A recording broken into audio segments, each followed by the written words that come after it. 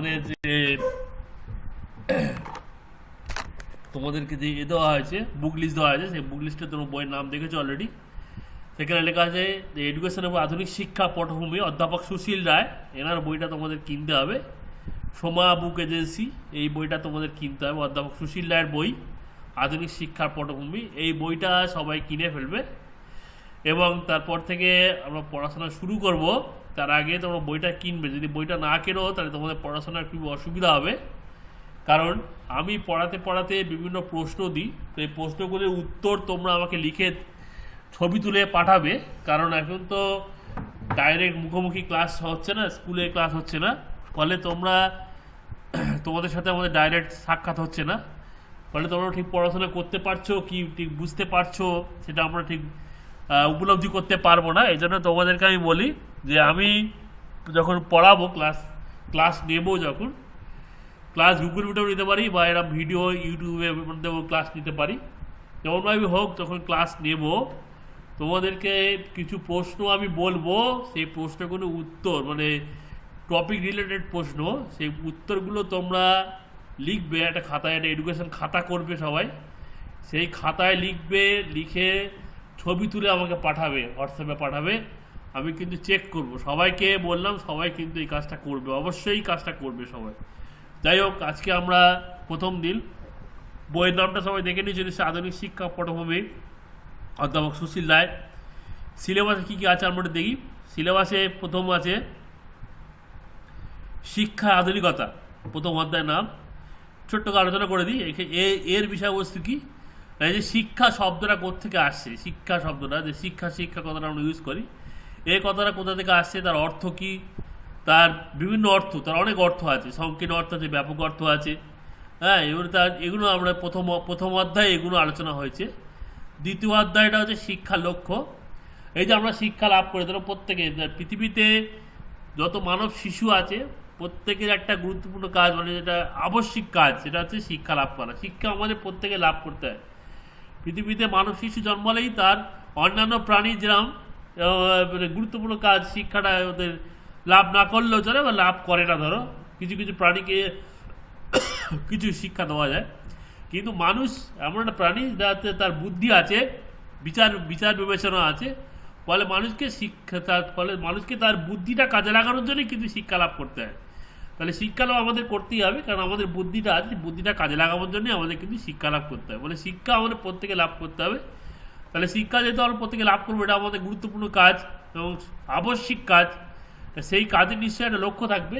সেই লক্ষ্যটা কী, সেই লক্ষ্য থাকার প্রয়োজনীয়তা বা কী, সেই লক্ষ্যগুলো কী, ঠিক আছে। লক্ষ্য দুরকম, ব্যক্তি ও সমাজ কল্যাণ লক্ষ্য, এগুলো আলোচনা আছে 2 নম্বর অধ্যায়। 3 নম্বর অধ্যায় হচ্ছে শিক্ষা ব্যবস্থা।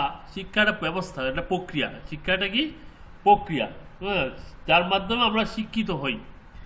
সেই শিক্ষা প্রক্রিয়ায় বিভিন্ন উপাদান আছে। যেমন ধরো অন্যান্য প্রক্রিয়া যেরকম উপাদান কাকে বলে? উপাদান হচ্ছে যে জিনিসগুলো নিয়ে কোনো বস্তু তৈরি হয়, সেই জিনিসগুলোকে সেই বস্তুর উপাদান বলা হয়।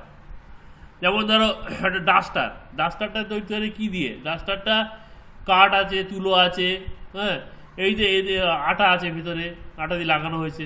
তাহলে ডাস্টার উপাদান কি? কাঠ, তুলো, আটা, এগুলো ডাস্টার উপাদান। তাই শিক্ষার উপাদান, শিক্ষা বলা যাবে না, শিক্ষা প্রক্রিয়া বলতে হবে। শিক্ষা প্রক্রিয়া উপাদান, প্রথম উপাদান শিক্ষার্থী।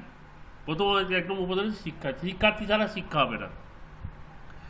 এই শিক্ষার্থীর বৈশিষ্ট্য কি, তার বংশগতি ও পরিবেশ, তার এগুলো কীরকম ভূমিকা নেয় তার জীবনে, ঠিক আছে, সেইটা প্রথম অধ্যায়। এই তৃতীয় অধ্যায়। চতুর্থ অধ্যায় শিক্ষার দ্বিতীয় উপাদান হচ্ছে শিক্ষক। শিক্ষার্থীর পরে শিক্ষা একটা উপাদান হচ্ছে কি শিক্ষক। শিক্ষক ছাড়া শিক্ষা হবে না। শিক্ষার্থী ছাড়া যেমন শিক্ষক হবে না, সে হচ্ছে প্রথম উপাদান। ঠিক তেমনই শিক্ষক, সেও ছাড়া কিন্তু শিক্ষা হবে না, সেও হচ্ছে দ্বিতীয় উপাদান। শিক্ষা ব্যবস্থা, শিক্ষকের স্থান, আর আজকে শিক্ষা ব্যবস্থায় শিক্ষকের স্থান, ঠিক আছে, ভূমিকা কী, সেগুলো আমরা আলোচনা করবো এই অধ্যায়। হ্যাঁ, 3 নম্বর অধ্যায় হচ্ছে, পঞ্চম অধ্যায় হচ্ছে শিক্ষা একটা উপাদান হচ্ছে পাঠ্যক্রম। এই ধরো আমরা যে ক্লাস 11-এ পড়ছি, হ্যাঁ, 11-এ নিজের ইচ্ছা মতো বিষয়বস্তু পড়লে কি হবে? পড়তে পারবো না। এডুকেশন বিষয়ে এই নির্দিষ্ট পাঠ্যক্রম তৈরি করে দিয়েছে, সূচিপত্র বা পাঠ্যক্রম তৈরি করে দিয়েছে, হ্যাঁ, সরকার তৈরি করে, এইটা আমাদের পড়তে হবে। এর বাইরে অন্য কিছু পড়লে কিন্তু হবে না। তাহলে প্রত্যেকটা জায়গায় একটা নির্দিষ্ট করে দেওয়া আছে যে এই এই ক্লাসে এইগুলো পড়া হবে। তোমরা দেখবে নার্সারি থেকে 10 পর্যন্ত পড়ে এসছো, প্রত্যেক ক্লাসে দেখবে নির্দিষ্ট পাঠ্যক্রম দিল, এখানে এই পড়তে হবে, এখানে এই পড়তে হবে, এখানে পড়তে হবে, তোমার ইচ্ছা মতো তুমি কিন্তু পড়তে পারবে না, ঠিক আছে? তাহলে পাঠ্যক্রমও খুব গুরুত্বপূর্ণ উপাদান কিন্তু। তা পাঠ্যক্রম কী, তার নির্ধারণ কীভাবে করা যায়, পাঠ্যক্রম শিক্ষার লক্ষ্যের সাথে কীভাবে সম্পর্কিত, পাঠ্যক্রম শিক্ষার চাহিদার সাথে কীভাবে সম্পর্কিত, পাঠ্যক্রম সুযোগ সুবিধার সাথে কীভাবে সম্পর্কিত, পাঠ্যক্রম বিন্যাসগত নির্ধারক কী, এগুলো আমরা পড়বো পঞ্চম অধ্যায়ে। এগুলো সব উপাদানের ভেতরে, শিক্ষার উপাদানের ভেতরেই শিক্ষার্থী, শিক্ষক, পাঠ্যক্রম, আরেকটাও আছে যেটা হচ্ছে সহপাঠক্রমিক কার্যাবলী। এই ধরো তোমরা শুধু পড়াশোনা করলে কিন্তু মানুষের কিন্তু পরিপূর্ণ যে বিকাশ, পরিপূর্ণ যে উন্নতি সেটা কিন্তু হয় না। তার পাশাপাশি খেলাধুলা, শরীরচর্চা, তারপর ছবি আঁকা, তারপর কবিতা আবৃত্তি পাঠ করা, এগুলো করতে হয়, এগুলো খুব গুরুত্বপূর্ণ। কারণ এগুলো না হলে আমাদের সম্পূর্ণ বিকাশ হবে। একটা ছেলে যদি সারাদিন পড়ে তার কিন্তু হয়তো উন্নতি হবে একটা দিকে, কিন্তু পরিপূর্ণ যে বিকাশ সেটা কিন্তু সম্ভব হবে না। তার জন্য তাকে অন্যান্য কাজও কিছু করতে হবে।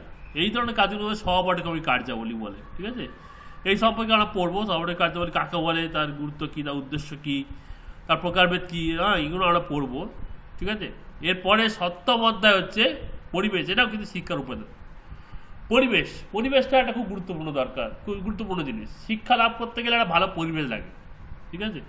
যদি তোমাদের বলা হয় যে তোমাদের রাস্তায় বসিয়ে শিক্ষা দেওয়া হবে, সেটা কি ঠিক হবে? না, পরিবেশ একটা দরকার, একটা মাধ্যম দরকার, পরিবেশ দরকার। পরিবেশ না হলে কিন্তু শিক্ষা লাভ করা যায়। পরিবেশ কী, তার বৈশিষ্ট্য কী, তার উপাদান কী, তার গুরুত্ব কী, সেগুলো আমরা দেখব। এগুলো হচ্ছে শিক্ষার উপাদান করে, চাই এইগুলো হচ্ছে শিক্ষার উপাদান। এই শিক্ষার্থী, শিক্ষক, পাঠ্যক্রম, সহপাঠক্রমিক কার্যাবলী, পরিবেশ। এবারে এই যে উপাদানগুলো পরস্পর কী হয়, পরস্পর ক্রিয়া প্রতিক্রিয়া করে, পরস্পর মেশামেশি করে, ঠিক আছে? পরস্পর মিশে শিক্ষা ব্যবস্থাটা চলে। হ্যাঁ, কোনো কোনো সময় দেখবে খুব কঠিনভাবে মিশছে, খুব কঠোরভাবে মিশছে, কখনো খুব একটু নরমভাবে মিশছে, নমনীয়ভাবে মিশছে, আবার কখনো মিশছেই না, ঠিক আছে? এরকম বিভিন্নভাবে এই উপাদানগুলো পরস্পর ক্রিয়া প্রতিক্রিয়ার ফলে শিক্ষার বিভিন্ন রূপ আমরা পাই, শিক্ষার বিভিন্ন রূপ, ঠিক আছে? এই রূপগুলো আমরা পড়বো। 3টে রূপ আছে: প্রথাগত শিক্ষা, অপ্রথাগত শিক্ষা আর প্রথা বহির্ভূত শিক্ষা। এই শিক্ষার বিভিন্ন রূপগুলো আমরা এখানে পড়বো, ঠিক আছে? এখানে আলোচনা করবো শিক্ষার বিভিন্ন রূপ। এগুলো এই উপাদান থেকেই আসছে, কিন্তু এই উপাদান থেকে কিন্তু শিক্ষার বিভিন্ন রূপগুলো আসছে। উপাদানগুলো পারস্পরিক ক্রিয়া প্রতিক্রিয়া করার ফলে আমরা রূপগুলো পাচ্ছি, ঠিক আছে? এরপরে শিক্ষা মনোবিদ্যা, আমরা সাইকোলজি প্রশ্ন চলে আসছি। ধরো একটা শিশু, সে পড়াশোনায় মন নেই তাহলে তাকে কি পড়ানো দরকার আছে না দরকার নেই? পড়াতে তো হবেই। শিশুদেরকে যদি না পড়ানো হয় তাহলে সে তার জীবনটা বেকার হয়ে যাবে। কারণ মানব শিশু পৃথিবীতে এসছে মানে তাকে তার শিক্ষা লাভটা তার আবশ্যিক কর্তব্য, তো তাকে শিক্ষা লাভ করতেই হবে, ঠিক আছে? সেইটা কিন্তু গুরুত্বপূর্ণ কাজ। তার শিশু যদি মনে হয় না শিশু তার মন নেই পড়াশোনায়, অর্থাৎ তাকে পড়ানোর দরকার নেই, তাকে ছেড়ে দাও, তাকে পড়াশোনা করতে হবে না, এরকম কিন্তু চলবে না, এরকম চলবে না। তাকে পড়াতে হবে। তাহলে মন নেই, তাকে পড়াবো কীভাবে? তাহলে তাকে কি করতে হবে? তার মনটাকে জানতে হবে, তার মনটা কেমন পড়া চায়, সে কেমনভাবে শিক্ষা লাভ করতে চায়। হয়তো সে যেমনভাবে পড়ানো হচ্ছে এটা হয়তো তার পছন্দ হচ্ছে না, হয়তো ওই জন্য তার মন নেই। সেইটা জানা দরকার। তার মন অনুযায়ী শিক্ষা দিতে হবে। এটাকে বলা হয়, এই যে মনটা জানা, একটা শিশুর মনকে জানা, তাকে বলে মনোবিদ্যা। তাকে কি বলে? মনোবিদ্যা। মনোবিদ্যার সাহায্যে শিক্ষার্থীদের মনটাকে জানা যায়, যে সে তার মনটা কেমন, সে কেমনভাবে তার শিক্ষা দিলে তার সে লাভ করতে সুবিধা হবে, ঠিক আছে? এগুলো জানা যায়। এটা মনটা জানতে পারলে তার শিক্ষাদানের সুবিধা হবে, ঠিক আছে? এটা হচ্ছে মনোবিদ্যা, শিক্ষা মনোবিদ্যা। ফলে এটা খুব গুরুত্বপূর্ণ চ্যাপ্টার কিন্তু, শিক্ষা ও মনোবিদ্যা। এবারে শিশু বৃদ্ধি ও বিকাশ। একটা শিশু ধরা সেই জন্ম থেকে একদম সবসময় কি একই রকম থাকে? জন্মের সময় একরকম ছিল, তারপরে কিছুদিন পরে কিছুদিন 6 বছর পর্যন্ত একরকম ছিল, তারপরে তোমার 12-13 বছর পর্যন্ত একরকম ছিল, তারপরে 17-18 বছর পর্যন্ত একরকম ছিল, তারপরে আর একরকম হয়, ঠিক আছে? এই যে মানুষের যে বিভিন্ন বৃদ্ধি বিকাশ, এই যে একটা সময় জন্ম থেকে 6 বছর, 6 থেকে তোমার হচ্ছে 12-13 বছর, 12 থেকে 13 থেকে 18-19 বছর, ঠিক আছে? বা তারপরে জীবনটা, এই জীবনের বিভিন্ন সময় দেখবে বিভিন্ন বিকাশ হয়, বিভিন্ন রকম বিকাশ হয়, বিভিন্ন বৃদ্ধি হয়, বিভিন্ন ধরনের বিকাশ হয়। এই যে সময়কাল ভাগ করা হয়েছে জন্ম থেকে 6 বছর শৈশবকাল বলা হচ্ছে, 6 থেকে 12 বা 13 বছর এটা বাল্যকাল বলা হচ্ছে। তারপরে তোমার হচ্ছে 12 বা 13 থেকে 19 বা 20 পর্যন্ত ওটা আছে তোমার হচ্ছে ওটা হচ্ছে তোমার বলা হচ্ছে কৈশোরকাল। হ্যাঁ, তারপরে পূর্ণকাল, পূর্ণবয়স্ককাল। এই যে বিভিন্ন বয়সে বিভিন্ন সময়ে শিশুদের জীবনে বিভিন্ন সময়ে তাদের জীবনে যে বৈশিষ্ট্য বা যে চাহিদাগুলো লক্ষ্য করা যায় বা সেই জন্য যে শিক্ষার দরকার সেই শিক্ষা সম্পর্কে আলোচনা করা হয়েছে এই এখানে শিশুর বৃদ্ধি ও বিকাশ। এই চ্যাপ্টারটা খুব ভাইটাল চ্যাপ্টার, খুব গুরুত্বপূর্ণ চ্যাপ্টার। এটা মনোবিদ্যার ভেতরে, এটা সাইকোলজির ভেতরে। হ্যাঁ, এটা সাইকোলজির ভিতরে। এরপরে শিখন ও পরিণামন। মানুষ কিভাবে শেখে, শেখা মানে শিখন কাকে বলে, ঠিক আছে? মানুষ কিভাবে শেখে? শিখনের মাধ্যমে শেখে, ঠিক আছে? শিখনের মাধ্যমে শেখে। শিখনটা কি? শিখনের মাধ্যমে আমরা শিখি। শিখন একটা প্রক্রিয়া, তার মাধ্যমে আমরা শিখি, ঠিক আছে? তাহলে সেই শিখন একটা প্রক্রিয়া, তার মধ্যে শিখি। তাহলে সেই শিখনের সংজ্ঞা, বৈশিষ্ট্য, তার গুরুত্ব, তার পার্থক্য আলোচনা করা হয়েছে। পরিণামনটা কি? পরিণামনে কিন্তু শিখি, পরিণামনের মাধ্যমে আমরা শিখি। শিখনের মাধ্যমে যেন আমরা শিখি, পরিণামনের মাধ্যমেও আমরা শিখি, কিন্তু দুটো পার্থক্য আছে। শিখনটা কি? সবচেয়ে সহজ কথা যেটা বলে দিচ্ছি তোমাদের, সেটা সিলেবাসে আলোচনা, ডিটেলসে যাবো না। শিখন হচ্ছে অন্যের দ্বারা শেখা, অন্য কারুর দ্বারা শেখা। অন্য কারুর দ্বারা কিছু শিখি, যেমন ধরো অঙ্ক, মাস্টারমশাই অঙ্ক শেখায়, ঠিক আছে? শিখন। আর পরিণামন হচ্ছে এমন কিছু আমরা শিখি যেগুলো অটোমেটিক্যালি হয়ে যায়, যেগুলো কারো শেখাতে হয় না, ঠিক আছে? যেগুলো অটোমেটিক্যালি হয়ে যায়। যেমন ধরো একটা শিশু বাচ্চা বয়স থেকে একদম জন্মের পর থেকে সে বসে থেকে হামাগুড়ি দিতে শেখে, তারপরে হাঁটা শেখে, তারপর ছোটা শেখে। এগুলো কেউ কি শেখায়? তার শিশুদের কেউ কারো শেখাতে হয় না, ওগুলো নিজে নিজে শিখে যায়। ওগুলো একটা আশ্চর্য ক্ষমতা আছে তার মধ্যে, তার মাধ্যমে সে শিখে যায়, ঠিক আছে? কথা বলা এমনি শিখে যায়, কথা বলা শেখাতে হয় না। এই যে শেখাটা, এইটা হচ্ছে পরিণামন, যে শেখানোর ক্ষেত্রে অন্য কারোর কোনো ভূমিকা নেই। শিশু নিজে থেকেই শেখে, অটোমেটিক্যালি শেখে। আর এইটাকে অন্য কারোর ভূমিকা আছে। এটাকে বলে কৃত্রিম প্রক্রিয়া বলে, এটাকে বলে স্বাভাবিক প্রক্রিয়া, ঠিক আছে? এই দুটোর মাধ্যমে আমরা শিখি, ঠিক আছে? সেটা আলোচনা করা হয়েছে কিন্তু তার বৈশিষ্ট্য, হ্যাঁ, তার গুরুত্ব, এগুলো আলোচনা করা হয়েছে, পড়বো আমরা। এরপরে তাদের সাথে আছে জ্ঞাত হওয়ার মানসিক প্রক্রিয়া। জ্ঞাত মানে কি? কিভাবে জ্ঞান লাভ করি, কিভাবে আমরা জ্ঞান লাভ করি। ধরো আমরা পৃথিবীতে এসছি মানে আমাদের জ্ঞান লাভ করতে হবে, হ্যাঁ, এটা আমাদের ঠিক। আমি একটু আগে বললাম যে মানুষ বিচার বুদ্ধি সম্পন্ন মানুষ, তাকে পৃথিবীতে বিভিন্ন জ্ঞানের উৎস আছে, বিভিন্ন রকম জ্ঞান আছে।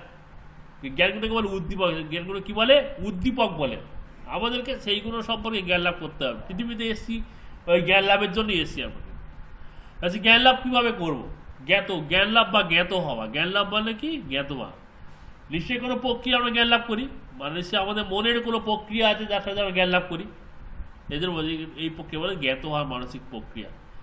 3টে প্রক্রিয়া: সংবেদন, একটা জ্ঞাত হওয়া মানসিক প্রক্রিয়া; প্রত্যক্ষণ, একটা জ্ঞাত হওয়া মানসিক প্রক্রিয়া; আর একটা ধারণা, জ্ঞাত হওয়া মানসিক প্রক্রিয়া। এগুলো সম্পর্কে আলোচনা করব, তাদের গুরুত্ব, বৈশিষ্ট্যগুলো আমরা দেখবো, শ্রেণীবিভাগ দেখবো। এরপরে 13 অধ্যায় হচ্ছে ভারতের শিক্ষার ঐতিহাসিক পটভূমি। আজকে ধরো শিক্ষার একটা আধুনিক শিক্ষা ব্যবস্থা আমরা পাচ্ছি, ঠিক আছে? আজকে যে শিক্ষা ব্যবস্থাটাকে কি বলা যাবে? আধুনিক শিক্ষা ব্যবস্থা। কিন্তু আগে তো এটা ছিল না। আজ থেকে প্রায় ধরো প্রাচীন ভারতবর্ষে বা মধ্য ভারতবর্ষে এরকম ছিল নাকি, তো শিক্ষা এত আধুনিক ছিল না, এত উন্নত ছিল না। তাহলে সেই সময় থেকে শিক্ষা আজকে এত উন্নত শিক্ষা আসছে, নিশ্চয়ই এটা একটা ইতিহাস আছে। নিশ্চয়ই এটা কি আছে? এটা ইতিহাস আছে। সেই ইতিহাসটাকে আলোচনা করবো। ভারতীয় শিক্ষা ঐতিহাসিক পটভূমি। প্রাচীন ভারতের 3টে শিক্ষা ছিল: বৈদিক শিক্ষা, বৌদ্ধ শিক্ষা, মধ্যযুগে ভারতীয় শিক্ষা ব্যবস্থা, ঠিক আছে? এইগুলো প্রত্যেকটা যুগে, প্রত্যেকটা সময় শিক্ষার ইতিহাসটা আমরা পড়বো। যে আজকে শিক্ষা যে আধুনিক রূপ নিয়েছে, কীভাবে রূপটা পেল, সেইটা নিয়ে আমরা আলোচনা করবো, শিক্ষার ইতিহাসটা। এরপরে হচ্ছে পরাধীন ভারতবর্ষের শিক্ষা বিষয় গঠন। ভারতবর্ষ পরাধীন ছিল, তোমরা জানো। ইংরেজরা প্রায় 200 বছর শাসন করেছিল। সেই সময় আমাদের দেশে শিক্ষা কি ঘটনা ঘটেছিল, তাই অ্যাকচুয়ালি আধুনিক শিক্ষা যে রূপটা আমরা পাচ্ছি, এটা কিন্তু মেনলি ইংরেজদের জন্যই পাচ্ছি। কিন্তু এই রূপটা কিন্তু আমরা ইংরেজদের জন্যই পেয়েছি। আজকে যে আধুনিক শিক্ষা আমরা লাভ করছি, জ্ঞান বিজ্ঞান শিক্ষা, বিজ্ঞান, ইংরাজি শিক্ষা, অঙ্ক শিক্ষা, হ্যাঁ, এটা কিন্তু অ্যাকচুয়ালি ইংরেজদের অবদান সবচেয়ে বেশি। তারা কি ব্যবস্থা নিয়েছিল আমাদের শিক্ষার জন্য, সেগুলো আমরা এখানে পড়বো। Wood and despatch, Hunter commission, Sadler commission, Sargent পরীক্ষা, এবার পড়বো আমরা। এরপরে দেখবো আধুনিক ভারতীয় শিক্ষায় শিক্ষাবিদদের অবদান। শিক্ষাবিদ, তোমরা জানো যারা শিক্ষা নিয়ে ভাবেন, যারা শিক্ষা সংক্রান্ত বিভিন্ন সংস্কারমূলক কাজ করেন, তাদেরকে বলে শিক্ষাবিদ। এটা লাস্ট অর্ধে তোমার, ঠিক আছে? শিক্ষাবিদ কারা? যারা শিক্ষা নিয়ে ভাবনা চিন্তা করেন বা দেশের শিক্ষা ব্যবস্থা উন্নতি বা সংস্কার নিয়ে বিভিন্ন রকম কাজকর্ম করে থাকেন, তারা শিক্ষাবিদ। ভারতে বেশ কয়েকটি শিক্ষাবিদ আছে, এখানে কয়েকটা আলোচনা হয়েছে, যেমন ধরো রামমোহন রায়, ঈশ্বরচন্দ্র বিদ্যাসাগর, স্বামী বিবেকানন্দ, রবীন্দ্রনাথ ঠাকুর, মহাত্মা গান্ধীজি, ঠিক আছে? এদিন আলোচনা করা হয়েছে। এটাও তোমার লাস্ট অধ্যায়। তো আবার তোমার প্রজেক্ট আছে একটা, প্রজেক্টটা আমরা পরে আলোচনা করব। তাহলে তোমাদের যেটা আমি আলোচনা করলাম যে তোমাদের টোটাল সিলেবাসটা কিন্তু 3টে পার্টে ভাগ করা আছে। প্রথম পার্ট গ্রুপ এ। গ্রুপ এ হচ্ছে তোমার প্রথম অধ্যায় থেকে শুরু করে তোমার এই অষ্টম অধ্যায় পর্যন্ত, অর্থাৎ মনোবিদ্যার আগে পর্যন্ত তোমার হচ্ছে গ্রুপ এ। প্রথম অধ্যায় থেকে শুরু করে মনোবিদ্যার আগে পর্যন্ত হচ্ছে গ্রুপ এ, ঠিক আছে? বোঝা গেল? এটা গ্রুপ এ তোমাদের। এবারে গ্রুপ বি দেখো, নবম অধ্যায় থেকে, অর্থাৎ শিক্ষা, মনোবিদ্যা বা সাইকোলজি থেকে শুরু করে তোমাদের গ্রুপ বি হচ্ছে এই দ্বাদশ অধ্যায় পর্যন্ত, একাদশ দ্বাদশ, নবম অধ্যায় থেকে দ্বাদশ অধ্যায় পর্যন্ত গ্রুপ বি, ঠিক আছে? এটা গ্রুপ বি। এবার ত্রয়োদশ অধ্যায় কোনটা, গ্রুপ সি কোনটা, এখানে বলে দিয়েছে দেখো। গ্রুপ সি হচ্ছে ত্রয়োদশ অধ্যায়, চতুর্দশ অধ্যায় আর পঞ্চদশ অধ্যায়। এটা হচ্ছে গ্রুপ সি। এটা হচ্ছে কি? Group C. তোমাদের 3টে গ্রুপে ভাগ করা হয়েছে, প্রত্যেকটা গ্রুপে আলাদা আলাদা প্রশ্ন আসবে, ঠিক আছে? প্রত্যেকটা গ্রুপ থেকে ধরো প্রথম গ্রুপ থেকে 2টো প্রশ্ন আসবে। গ্রুপ এ থেকে একদম এই প্রথম অধ্যায়টাকে একদম এই তোমার অষ্টম অধ্যায় পর্যন্ত এ গ্রুপ, এখান থেকে 2টো বড় প্রশ্ন আসবে, 8 নম্বর 2টো বড় প্রশ্ন আসবে। নবম থেকে তোমার হচ্ছে দ্বাদশ পর্যন্ত এখানে 2টো বড় প্রশ্ন আসবে, 4টে হয়ে গেল। আর এখান থেকে একটা বড় প্রশ্ন আসবে, এই ত্রয়োদশ, 14, 15 থেকে একটা লিখতে হবে আর কি, একটা বড় প্রশ্ন একটা লিখতে হবে, একটা 5টা, 5 8টে 40 হয়ে গেল, ঠিক আছে? আর 40 নম্বরের শর্ট প্রশ্ন, এই 40 নম্বর শর্ট প্রশ্নের ভিতরে 24 নম্বরে হচ্ছে এমসিকিউ বা মাল্টিপল চয়েস কোশ্চেন, আর 16 নম্বরে হচ্ছে তোমার শর্ট অ্যান্সার টাইপ কোশ্চেন, ঠিক আছে? ওগুলো 1 নম্বরের উত্তর লিখতে হবে। বোঝা গেল? তাহলে তোমাদের সিলেবাস কি বলে দিলাম, টোটাল 100 নম্বরের পরীক্ষা যদি হয় 11-এর ফাইনাল পরীক্ষা, সেখানে তোমাদের 40 নম্বরের শর্ট প্রশ্ন আসবে। এই 40 নম্বর শর্ট প্রশ্নের ভেতরে এমসিকিউ থাকবে 24টা লিখতে হবে। এসিকিউ এরকম থাকবে, এসিকিউ 16টা লিখতে হবে তোমার। এসিকিউ 16টা একটু বাকি থাকে, একটু বেশি দেবে, ঠিক আছে? 16টা, 24 আর 16, 40 হয়ে গেল, 40 নম্বর হয়ে গেল। আচ্ছা, এইবারে বড় প্রশ্ন 40 নম্বরে থাকবে। ওরা বললো কি, এ গ্রুপ থেকে বলে দিচ্ছি, এ গ্রুপ থেকে 2টো বড় প্রশ্ন থাকতে হবে। অর্থাৎ প্রথম অধ্যায় থেকে একদম অষ্টম অধ্যায় পর্যন্ত 2টো বড় প্রশ্ন তোমার লিখতে হবে। বি গ্রুপ থেকে, অর্থাৎ নবম অধ্যায় থেকে একদম তোমার হচ্ছে দ্বাদশ অধ্যায় পর্যন্ত এখানে 2টো বড় প্রশ্ন আসবে, লিখতে হবে তোমার। 2টো বড় লিখতে হবে, প্রশ্ন 3টে আসবে, 2টো লিখতে হবে। সি গ্রুপ থেকে প্রশ্ন 3টে হলেও কিন্তু অর থাকবে, কিন্তু অরে এইটা অথবা ওইটা এরকম আসবে কিন্তু, ঠিক আছে? সি গ্রুপ থেকে তোমার হচ্ছে অর্থাৎ ত্রয়োদশ, 14, 15 থেকে একটা বড় বড় লিখতে হবে। তাহলে 5 8টে 40, এখানে 40 নম্বর হয়ে গেল। আর ওখানে 40 নম্বর শর্ট প্রশ্ন, এর মধ্যে এমসিকিউ 24 আর শর্ট প্রশ্ন 16, 40 80 হয়ে গেল। আর প্রজেক্ট হচ্ছে 20, টোটাল 100 নম্বর, ঠিক আছে? এই হলো তোমাদের সিলেবাসটা আলোচনা করে দিলাম, কোশ্চেন প্যাটার্নও বলে দিলাম। এর পরের দিন তোমাদের আলোচনা শুরু হবে, তার আগে তোমরা প্রত্যেকে কিন্তু বইটা কিনে ফেলবে, আর সবাই একটা খাতা তৈরি করবে, একটা একটা ফেয়ার খাতা তৈরি করে নেবে, এডুকেশনের খাতা তৈরি করবে।